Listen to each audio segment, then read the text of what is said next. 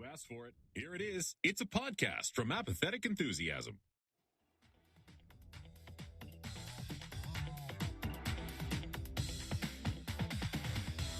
Coming to you live from an interview sequel. We're back with the man behind the music, Ryan Elder, talking bops, talking raps, and talking the flu in the air. We're talking about everything here on Interdimensional RSS, the unofficial Rick and Morty podcast.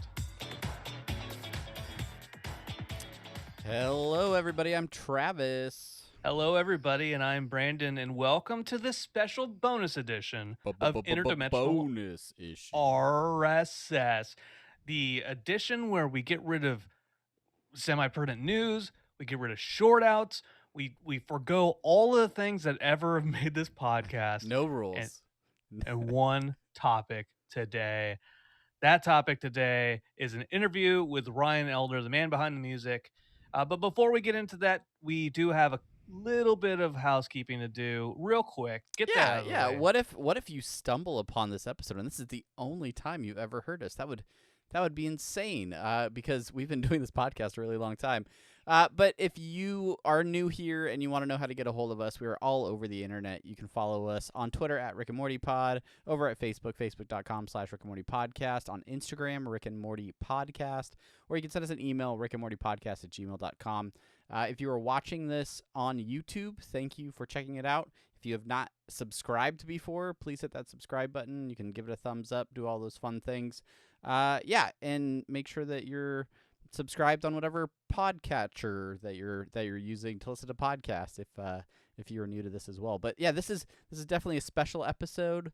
We had an old friend back with us on the podcast. We got to do a terrific interview with the composer, the man behind the music, as you said earlier, Brandon, for Rick and Morty, Ryan Elder. If you did not catch our first interview with Ryan Elder, that's back episode 47? 47 back in 2018. Phew, it's been so long. It feels like forever. It has been forever. We had wanted to talk to him for a good long while. We wanted to touch base with him in the middle of season 4, and we couldn't for this, that, or the other reason. Mostly because we wanted to make sure that we went through Adult Swim and did things the right way. That's right. Yeah, but we got that, we did that, and we finally got Ryan back in here. So in the episode, the interview, we talk about Adult Swim Fest. We talk about season 4 songs. We talk about the latest season 5 song, and it was just great to get a chance to talk to him again. Truly a joy. And so I think without any further ado, because we did talk to him for a little while, I think it's best if we get right into it. Here is our second interview with Ryan Elder. Well, so Ryan, it has been since 2018. That was the last time we talked to you. Episode 47, if for any of the folks who want to go back and listen to that. And that was during season 3. It was after season 3. So as well as we do that's another year and a half, 2 years to season 4, and now we are in almost midway through season 5. And so just thank you so much for coming on. I know it's been a long time. We wanted to talk to you earlier on, but I think this is a perfect time to bring you back into the and hang out with us. So how have things been over the course of 2018? Do the math. 3 years and change. Well, so the show lost all its popularity. It's nobody likes it anymore. No, it's been insane. I mean, it just keeps getting bigger. And frankly, I think the episodes are just as good, if not better, than they were in those early seasons. The animation is certainly better. And hopefully the music is better, but that's up for debate. I'll abstain from that vote. But other than that, I've been working on a lot of stuff, and Rick and Morty is always there. It's one of the few it's the only show I work on now where I try to do everything. My other shows I co-compose or whatever. But you know, Rick and Morty has a special place in my heart, so I try to keep it for myself, as you will. Oh, there goes my headphones. Apologies. No, I'm back. Don't worry about that. Headphones, you know how headphones can be. Maybe if I plug the other ear in, that'll help. There we go. So in that time, since we actually got to meet you at Adult Swim Fest, the inaugural Adult Swim Fest way back in, what was that, 2018, fall of 2018? Yeah. And you got to do like a live scoring of a Rick and Morty episode with a full orchestra. How can you just talk for a minute about that experience and how that was? I mean, it was incredible. You know, it was one of those things where like I never in my wildest dreams as a composer thought I would get to do something like that. And it was pretty exciting to stand up on that stage in front of, I don't know, what was it, like 5,000 people. And it was packed. It was a very pre-COVID experience for sure. Make all these, you know, festival goers standing on pavement listen to a live orchestra. That was pretty exciting. Yeah, it was cool. You know, the orchestra was amazing. They played really well, and it was fun to hear my music played as it was really intended to be played. You know, most of the music I write is all what we call in the box. It's all using samples. It's all using, you know, pre-recorded, controllable recordings of orchestral instruments. So, you know, when you write that, you do take a lot of shortcuts to make it sound good in the box that don't work in real life. So we had to kind of figure that out and see how it was going to work. And I did have help with that. And my buddy Jason Martin Castillo, who conducted the orchestra, also helped me sort of figure out how to orchestrate it correctly for a live orchestra. And we had a live theremin player, and then we had a bunch of guest artists come out and perform, and it was a good time. I hope you guys had fun.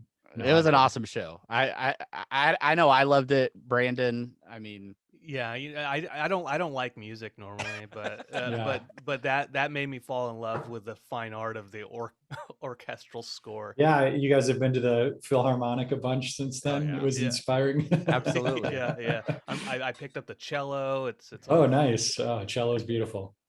No, but it was so fantastic. Being there, seeing, not, having the big, it was the Pickle Rick episode up on screen, and seeing the musicians normally when I go to a show, go to concert, whatever, I end up spending most of my time looking at the musicians, right? Because that is fascinating to me, and it's amazing to me how it all comes together. Same thing with like mixing, right? Like the art of a stage and how those sounds come together and go out into the audience. So anyway, regardless, it was bitching, as I say in the biz.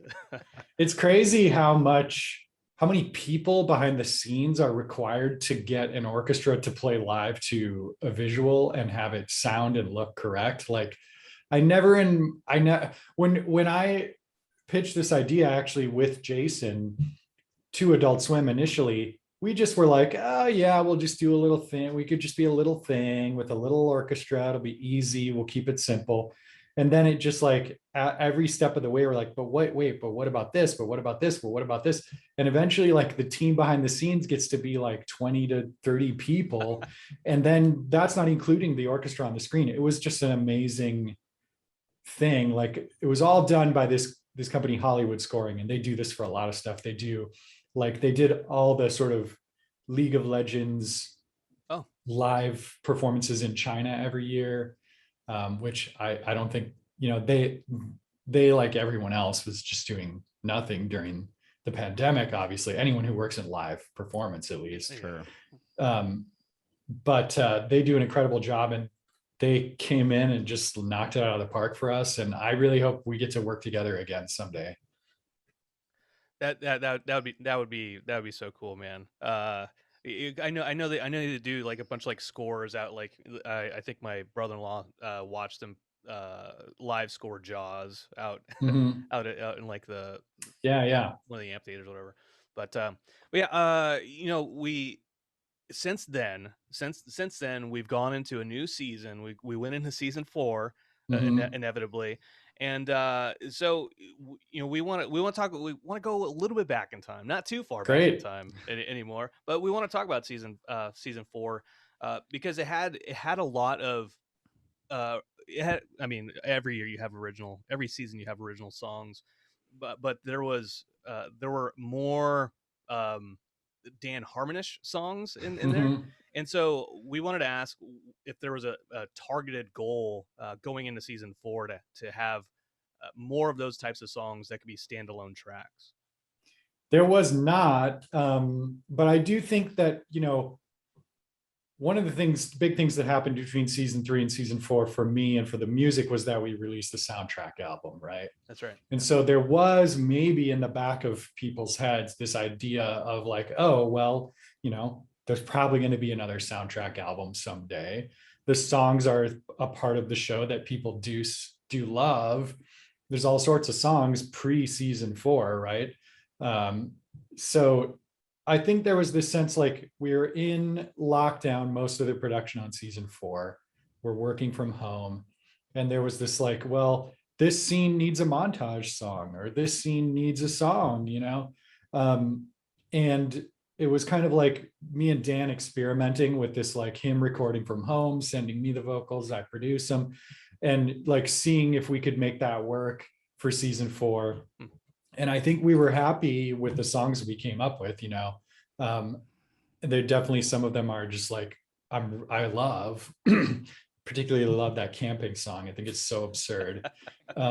This like Pointer Sisters singing about camping, but it's Harmon singing it. It's just like the funniest thing to me. But yeah, so like that was kind of like, in a way, a little bit of a byproduct of being in quarantine. It's like, it was easy for Dan to do those vocals at home. He could write the lyrics, he could improvise, he could mess around, send me them, and then I could, make it work in the song. And sometimes, like for example, the Invisible Garbage Truck jingle at the end of episode 10, Harmon just improvised that like into the microphone with no backing track, no music. He just sang it a cappella. And then I took his a cappella recording and I like cut it up and moved it around so that it would work rhythmically and harmonically with some music that I wrote underneath it. So what you're hearing was kind of like post scored to his vocal, which I'd had to do a lot on that show, Harmon Quest, that Dan and did with Spencer Crittenden, which was like a improvised Dungeons and Dragons, basically. And Dan would break into song on that on occasion. And that's done in front of a live audience. There's no way to prepare music ahead of time. And they didn't have like a improv keyboard guy there. So that one I had to do that a lot, where I would post score a song underneath what Dan was improvising. So we did do that. We do that again in an episode coming up in season 5. And then I will say though, this in season 5, now that we were able to we weren't in quarantine, you will hear less songs sung by Dan Harmon. But there are some great songs regardless, done by other, like I sang on a song in the last episode. Yep. Flowers, Yep. That I co-wrote that with my friend Mark Malman, great singer-songwriter from the Twin Cities in Minnesota. And yeah, so that was like it was a fun sort of experiment, and we'll definitely do it again. But I think this season, taking a little break from Harmon singing, doing some other stuff. It was crazy to me, like as a fan of Harmontown and hearing a lot of Dan just kind of riffing and coming up with music sometimes live from stage. That was a question I had for you, is how much of those songs are pre-planned? Is it just like a premise and then Dan riffs on it, or are the writers involved in any of those lyrics? Or is it just kind of a back and forth with Dan? How does that all come together? Yeah, I mean, it's primarily a back and forth with Dan.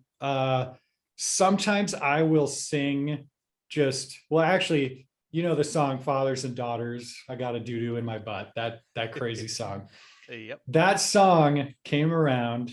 The process of that song was, and it is a process we use now a lot, where I wrote the backing track and I just sang nonsensical lyrics, like really just not lyrics, right?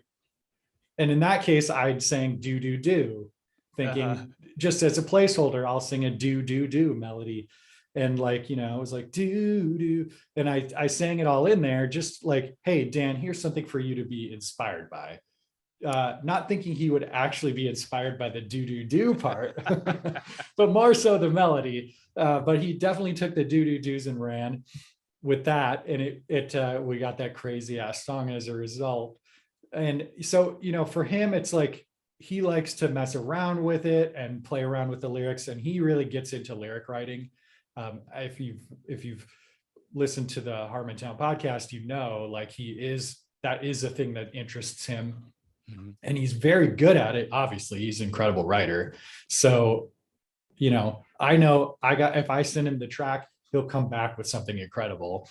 And you know, this season he wrote he didn't write the lyrics to Flowers, but he did write the lyrics to almost all the other songs that we have in the season. So I mean, he's just so like, I'll try to write something that I think is like kind of funny or whatever, and then he'll take it and just take it so far to the next level. Obviously, you know, that's his job. But they're amazing. And honestly, throughout season 4, and it was one of the reasons why we were so excited to talk to you, is you know, we'd look forward to the episode coming out, but then we could kind of look forward to that new track hitting Spotify or whatever a couple days later, right? Where and the artwork for those, and then obviously sometimes like with camping, I think there was probably some of that song that was cut down for the actual episode, maybe. Yeah, but like almost all the time it's shorter in the episode, and then I'll write it to the episode and then I'll lengthen it later to fill it out.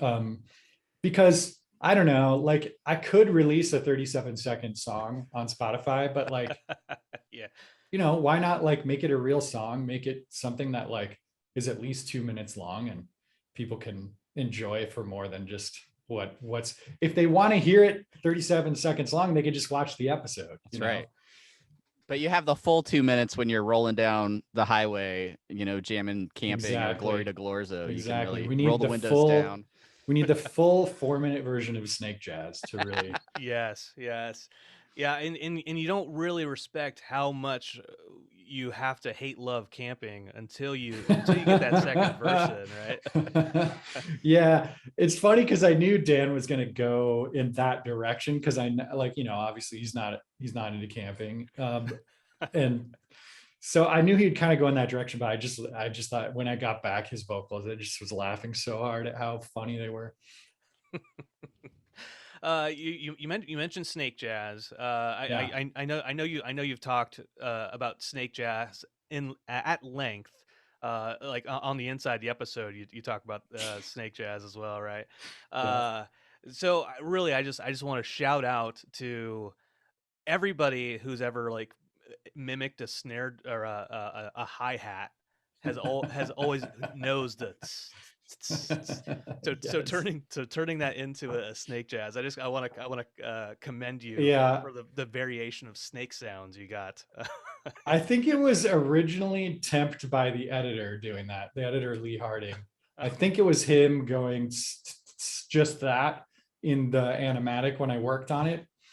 And then it was like, okay, how do I keep the genius of that, but like add in just enough little extras to make it feel intentional and not just a recording of some guy doing that.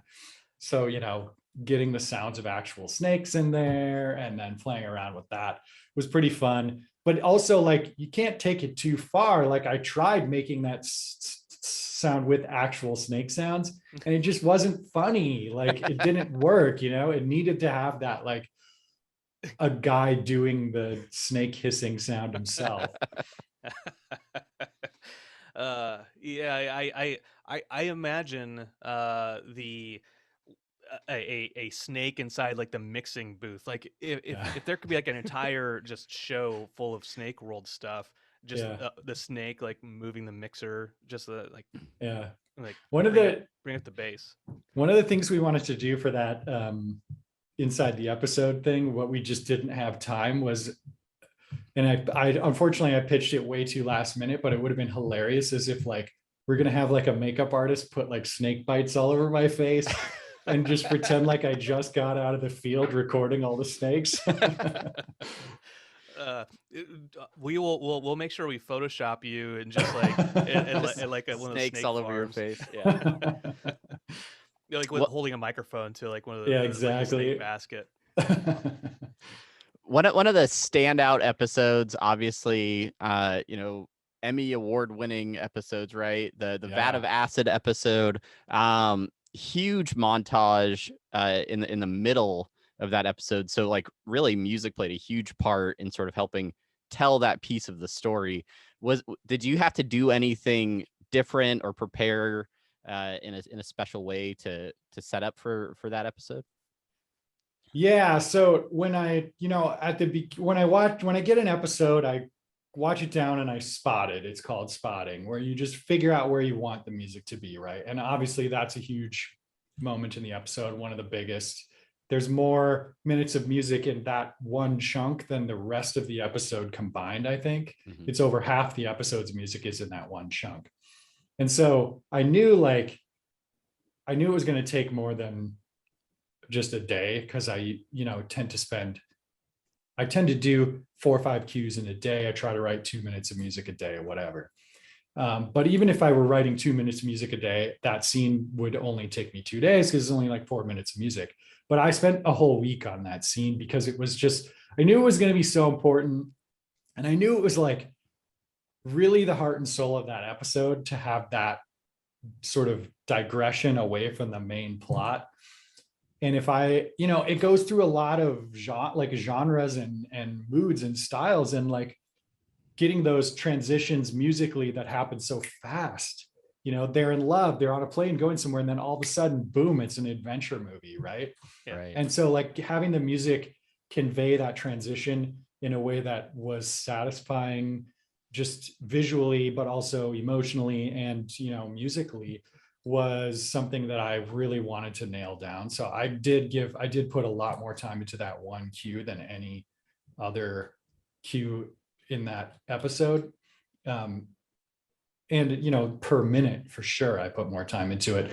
I also hired a piano player to play piano in that beginning section because I wanted that real John Bryan-y kind of intimate. And he used his, it's my friend Paul Bessenbacher. He's an amazing piano player. He has this upright piano in his apartment that is slightly out of tune in a really cool kind of authentic way.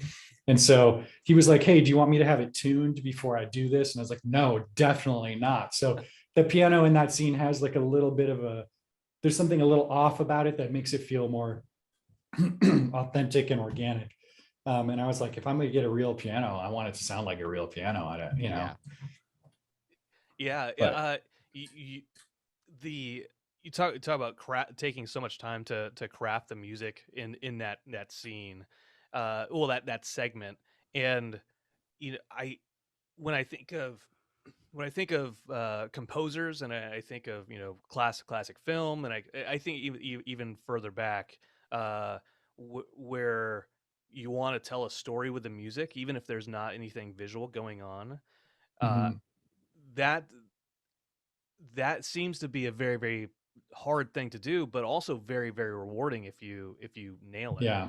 And if you play that music by itself, you will know what's going on. You have the buildup of the relationship, and it's kind of light-hearted, and there's that love. Then it goes into there's a drama, and there's tension there. And then in the scene where he kind of flashes back when he first met her, and then it goes back, and then she's crying again. How you take that I'm going to say this major scale, but have it feel a minor. I know what you mean. Yeah, there's a bittersweetness the second time that melody comes back.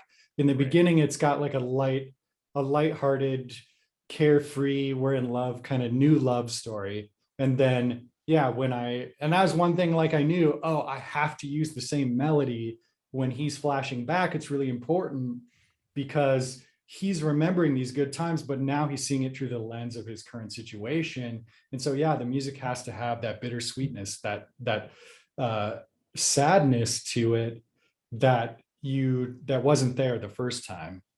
And then now it's an adventure film where he's fighting off wolves, and that has to be heroic, and Right. it's a call to action.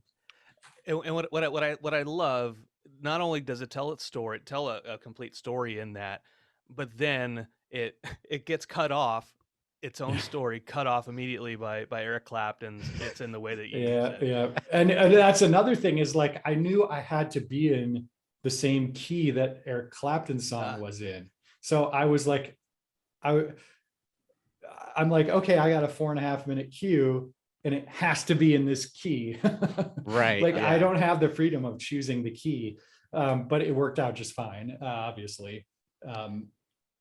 There's a lot of moments listening back through the Harmontown podcast where Dan is referencing that Eric Clapton song. It's in the way that you use it. How early in the process was that song like sort of decided as something that's going to be a part of that sequence? I don't know the actual answer to that. I do know that song was in there as early as when I started working on it, which is, the first Locked Animatic. That scene, though, was not in the script. That was the director added that in. Because I think they just the episode was like 4 minutes short. So they were like, let's create this whole thing. And so, but the montage of Morty doing stuff with the device was in the script. So my guess is the script called for that song to be used. I don't know for sure, but if I had to guess, I would say that it was in the script that there's a montage of Morty doing these things, music, Eric Clapton's, it's in the way that you use it, Right. I could totally see that.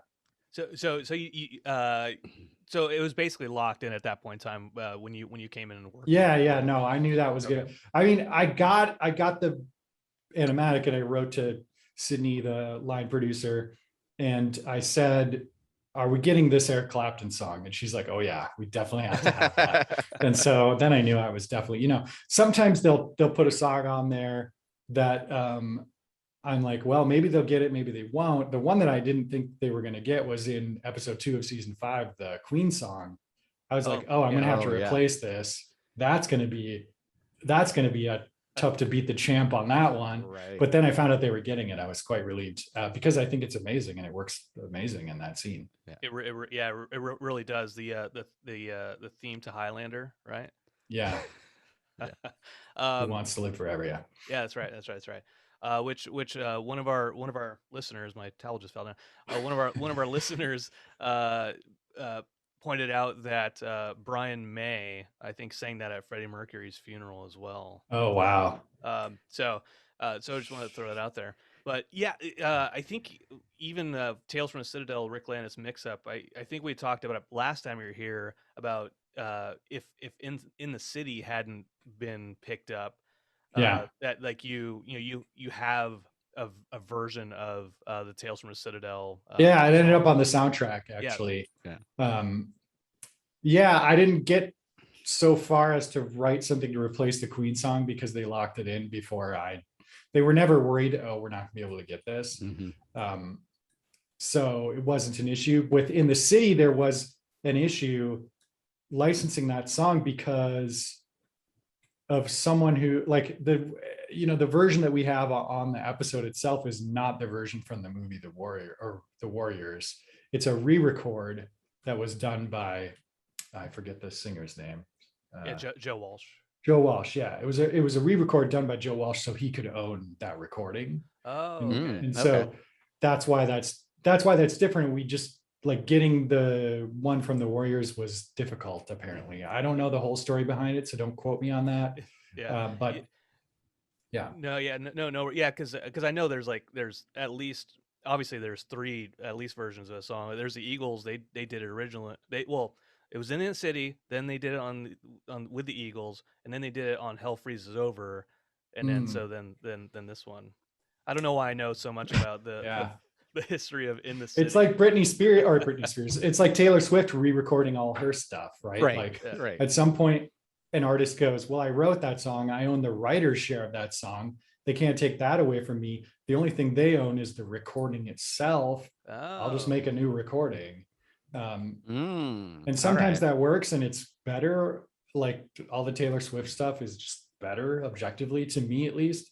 And sometimes it doesn't. I think in this case and for In the City, they're definitely comparable. Yeah. Sure. So moving on to the end of season 4, I'm gonna read this question as I wrote it.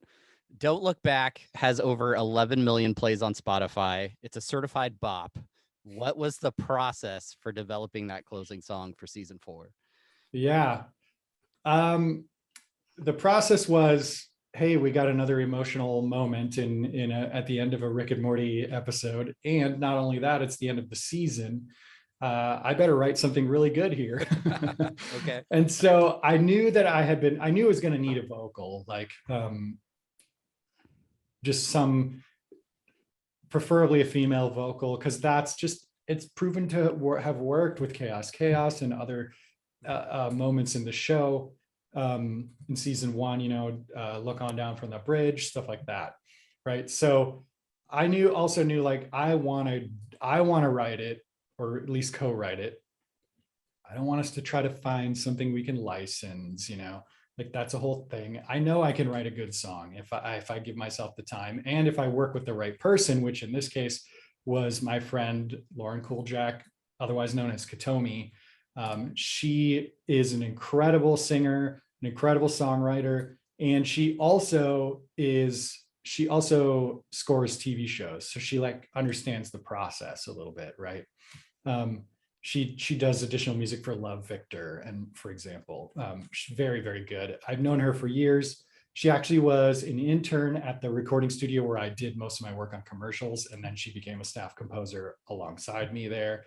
So, and I just was like, okay, I sat down, I just like played basically the piano chords that you hear, and I recorded in the drums in the chorus, and there's like this chimey guitar part, and I like sketched out the form of it, right, with those 3 or 4 elements.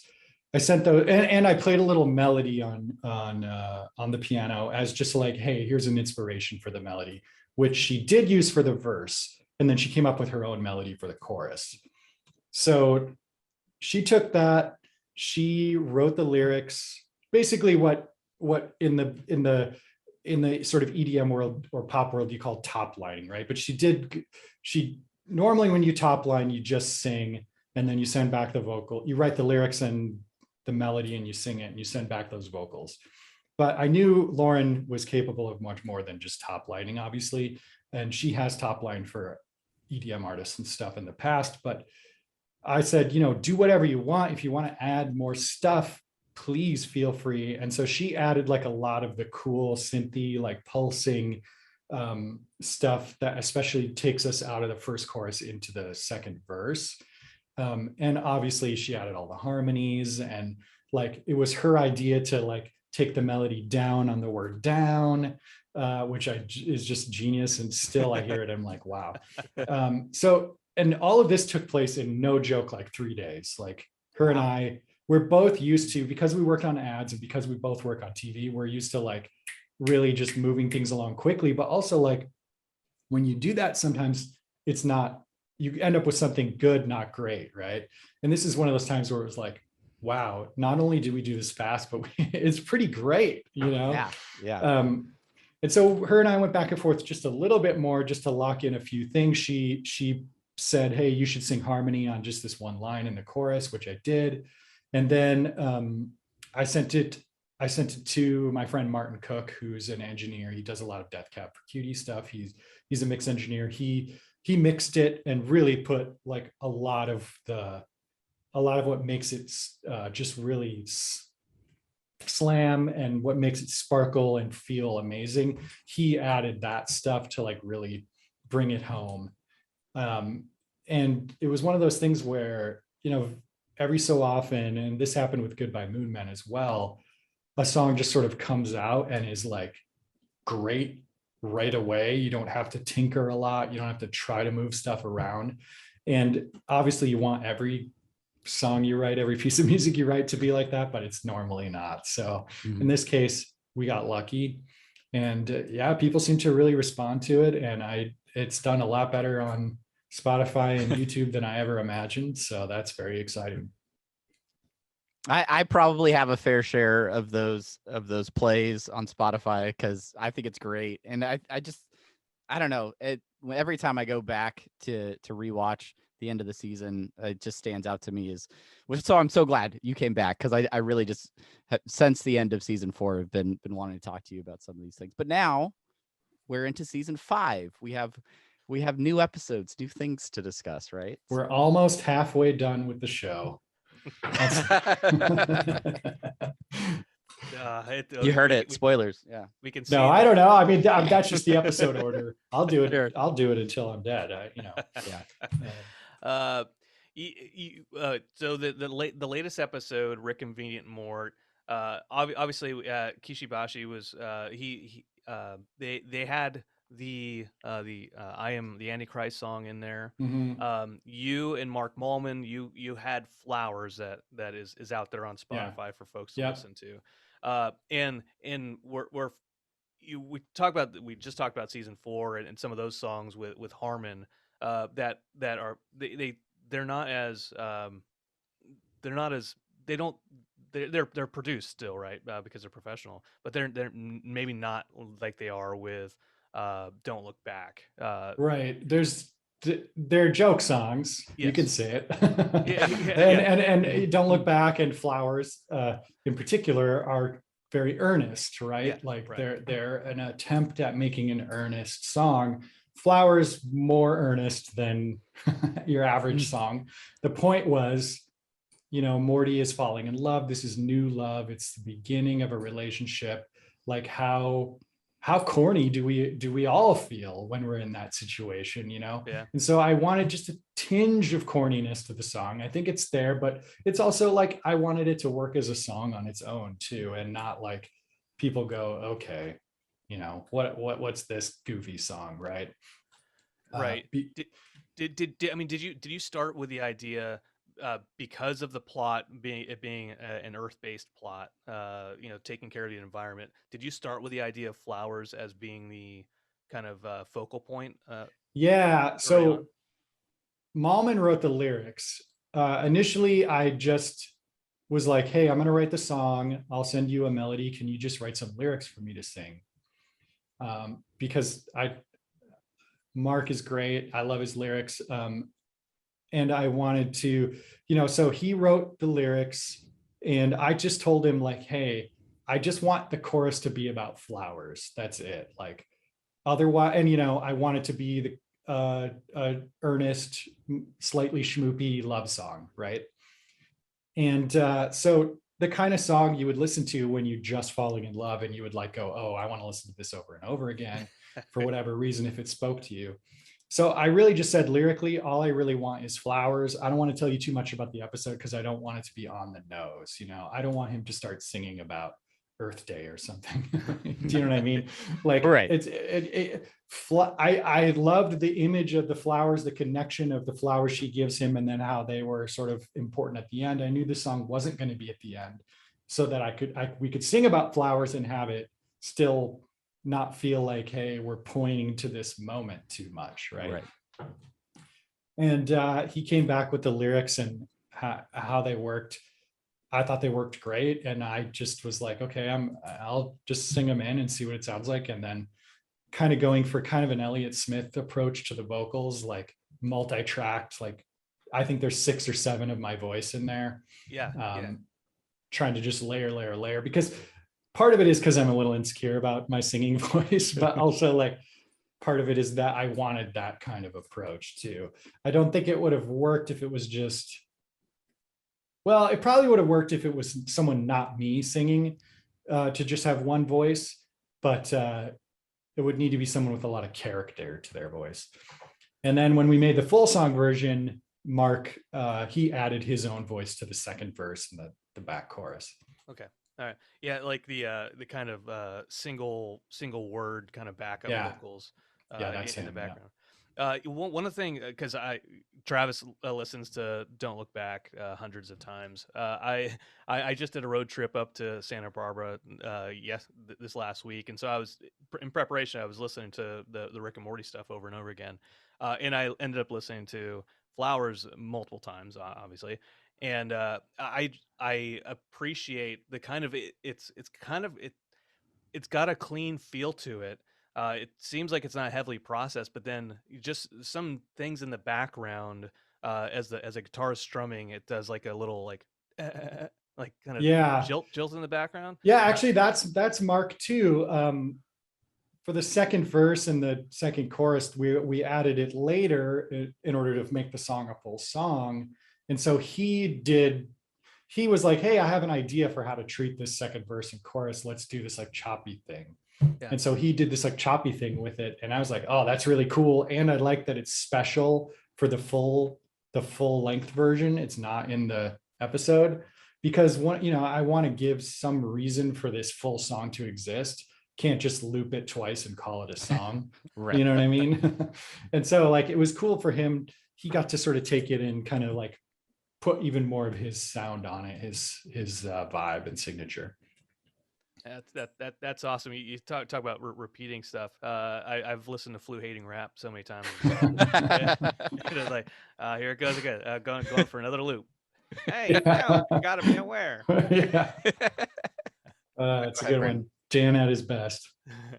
Well, I mean, the only other question we really had on Rick Convenient Mort was just so much. It was a very emotional episode. It was not as it wasn't as punchy and jokey like in the second half of it. I mean, we just got done talking about it on the last episode. But do you approach that episode differently because of the heavy emotion and the things that are in the script, or I mean, there's way more space. I knew the Kishibashi song was going to be there.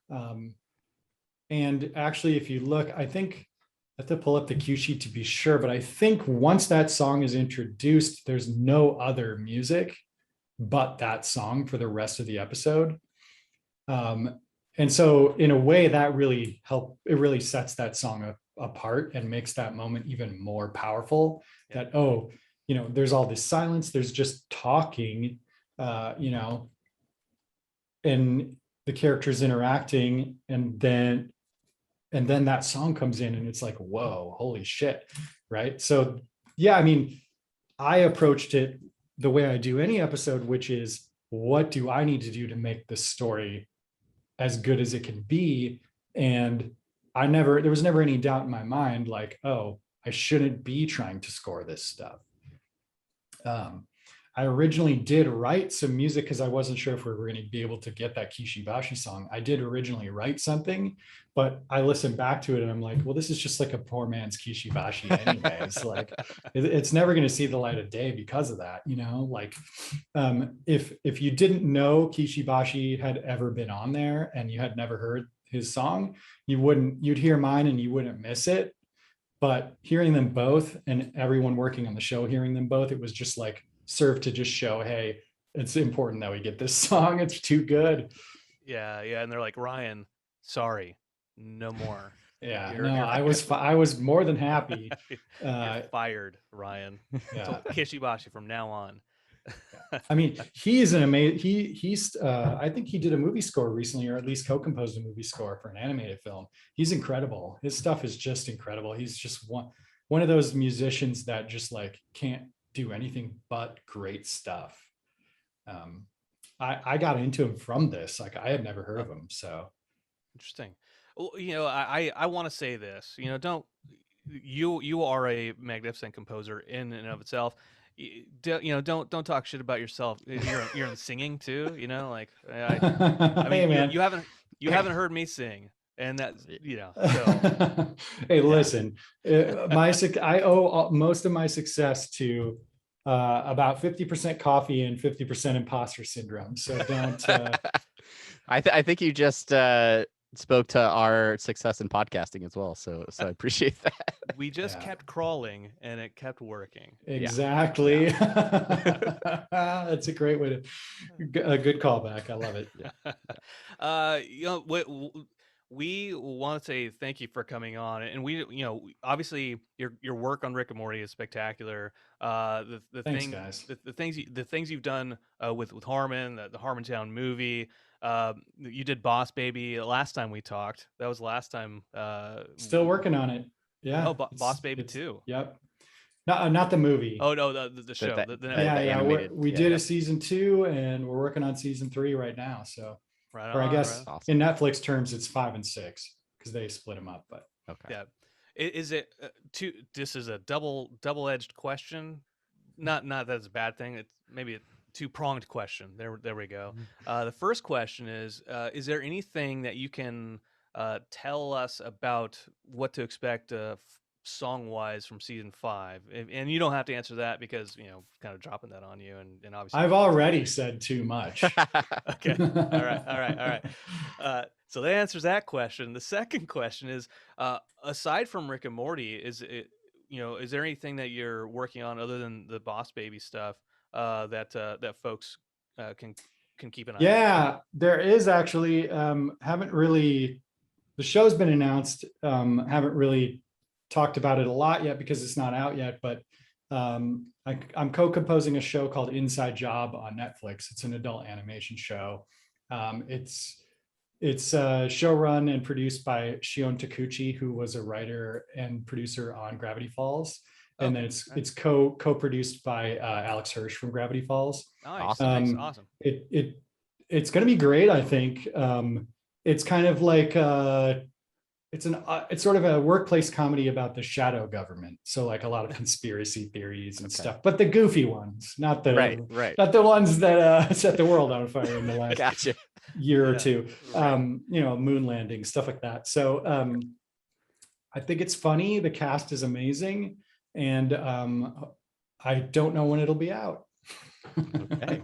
We will look forward to it whenever But that happens. Having fun working on that. My co-composer Steve Rydell is better known as one half of the mashup DJ team, The Hood Internet, and he's like a indie hip hop producer too.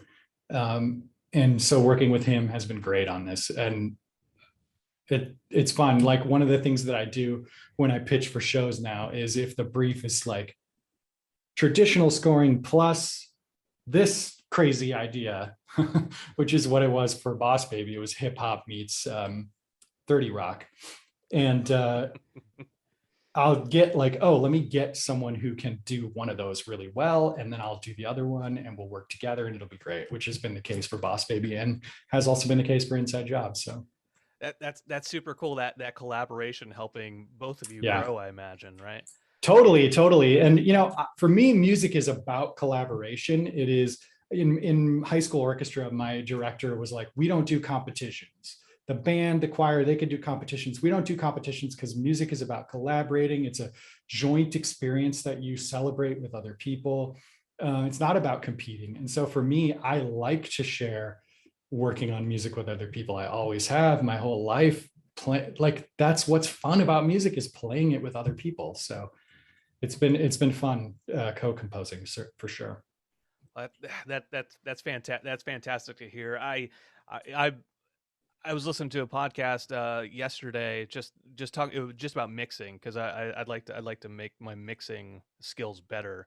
And the hosts were just talking about all the different people that they've worked with periodically, just in the mixing realm. Yeah. And how much they learn, like cutting frequencies out of a kick drum here, but you don't use that in this style, or maybe you do, if you wanted to get a different sound. And so just the collaboration of music is just so awesome. And I'm glad to see you working out there with a bunch of different artists and enhancing your abilities to bring us magnificent music. So you'll be in semi-pertinent news when Inside Job is announced. So congratulations, you found your way into our semi-pertinent news as well. And ultimately, man, we just really, really appreciate you coming out here. My offer to be your roadie, if you take Rick and Morty on the road, is still still there. All right. Yeah, I might hold you to that. I work for peanuts. So I got another job. It's fine. I'll just take vacation. So I can be with you. But yeah, man. Thank you so much for coming. Well, on. thanks for having me, guys, and thanks for all the kind words. I really appreciate it. It's always great to talk to you guys. So there it is. That is our sequel interview with old Ryan Elder. Like he's not Ryan that old. He's not that old. He's not that old. He's basically our age. Yeah. Which I guess if you were like 22, then yeah, we're pretty old. Then we're really old. Yeah. Sorry. But no, it was so good talking to him. Such a blast. I am superbly, that's not the right word. I'm amazingly interested in the process of writing music. Him with his little blip about how much he writes in a day, like little doodles and all that type of stuff throughout the day. It's so cool to me, and it has inspired me to try to get my kind of routing and my instrument routing all put together, because if I get that technical piece together, then I can get the music out. You're basically the next Ryan Elder. You're basically never. I will never. I will never be that. But so, anyways, we thank him for coming on. If you want to follow him, you can do that if you go over on Twitter at Ryan Elder Music. He is there tweeting a day away in between the songs that he's writing, and please go out there and follow him. He's a great guy. And can't wait to have him back in 3 to 4 more years. Yeah. We'll just do this every three years. We'll just call it 3 years for the next 100 years. For as long as Rick and Morty exists. But yeah, thanks again to Ryan, and thank you to you, Unity, for checking out this bonus episode. Thank you for listening to the interview. If you enjoyed this, you want to hear more interviews, make sure that you're subscribed everywhere that this podcast exists. You can also catch the live shows at twitch.tv/apathetic enthusiasm. We do those every Monday night over there. And subscribe in your podcast app to make sure that you never miss an episode, bonus or otherwise. Thank you guys so much for listening, for subscribing, and supporting this podcast. And until next time, I'm Travis. And I'm Brandon. Toodly doodly doo. Bye.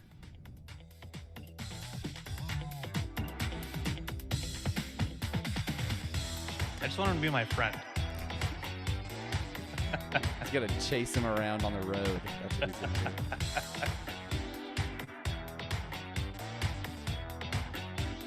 do. Yeah.